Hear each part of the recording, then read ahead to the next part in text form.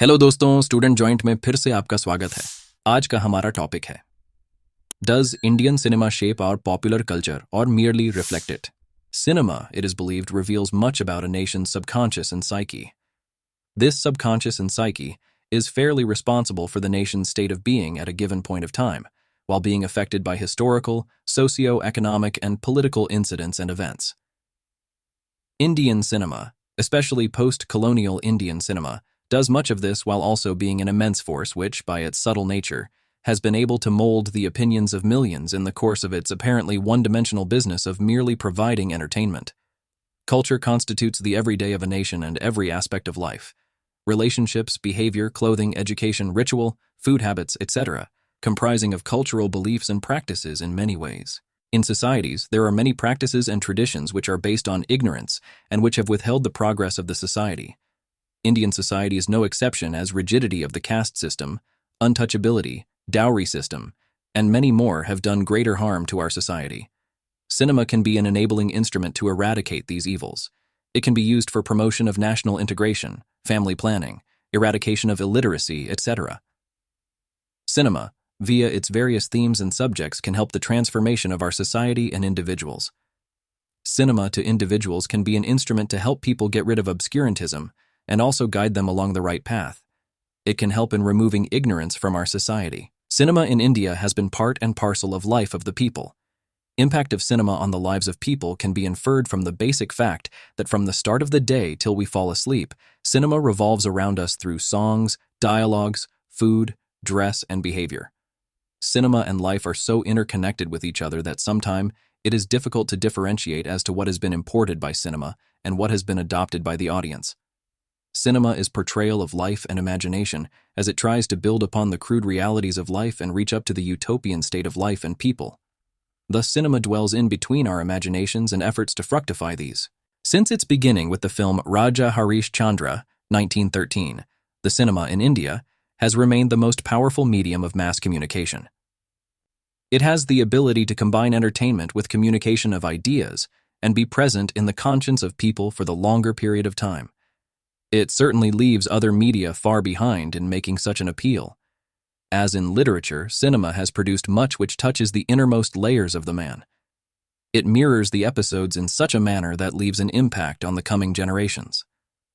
Cinema presents an image of the society in which it is born, and the hopes, aspirations, frustration, and contradictions present in any given social order. If one starts looking at the cinema of the 1950s and 1960s, one sees a certain excess of the West depicted in these films. Indian cinema during this time adopted the themes which revolved around the social aspirations which depicted human relations, encompassing dreams and realities of the life of people. These films depicted male characters who appropriated Western ways in terms of fashion, aspirations, and lifestyle, while female characters followed the rules and patriarchal expectations without any resistance. These films not only presented what they adopted from the real-life experiences, but they also taught Indians what to desire and how to desire. Some of the masterpieces of this time, depicting the life and aspirations of commoners encompassing every section of the society, can be seen in Babel, Awara, Baazi, Baiju Baura, Do Bigha Zameen, Parinita, Boot Polish, Shri 420, Mr. and Mrs. 55. These times were characterized by Nehruvian socialism and aspirations of development through higher education, modern values, and technology. Cinema of this time also showed stories of people who had a happy ending through these ideas and created new definitions of happiness, progress, and a life worth living. The other aspect of cinema of the time also included the social evils present in the society as evident in Do Bigha Zameen, where the movie depicts the problem of debt, poverty, corruption, and after effect of famine in India. During the same time, there were movies which focused on subjects which stereotyped people and entire communities. While, at times, such stereotyping was around the zamindars, money-lending class, NC, sometimes it also took communal turns. Movies like Mother India, Ashirwad, etc. presented the moneylenders and zamindars as corrupt people with mean mentality and low morals.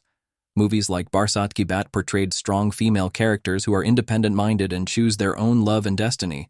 It also glorifies the lives of singing girls not often regarded highly in Indian society. Some films portrayed the Muslim community and bad picture as being feudal in nature and anti-modern. However, there were also films like Garm Hawa and Nikah, which talked about the dilemmas and social evils existing in the Indian Muslim community. Indian cinema, on one hand, had been an expression of certain prejudices about various sections of the society, but on the other, it has also been a manifestation of call for more sensibility and intelligence, alongside the progressive political vision for a new society. Cinema has immense power to shape and influence the culture of the people. Sometimes it acts as a trigger to start a new culture, and also has the power to end practices not acceptable to the society. Influence of cinema in bridging different cultures can be substantiated from the fact that festivals and celebrations like Karva Chauth, Ganpati Utsava, Dandiya, Garba, etc. The prime idea behind the changing trend of cinema is to create fractures and disjunctures in how we think and operate and look at others. Therefore, Indian cinema is neither merely a passive reflection of our society, nor a tool for revolutionary change. As a form of narrative, it is undeniably a reflection of the society which it aims to reach out to, but in the process, it also acquires the power and reach to shape the popular culture.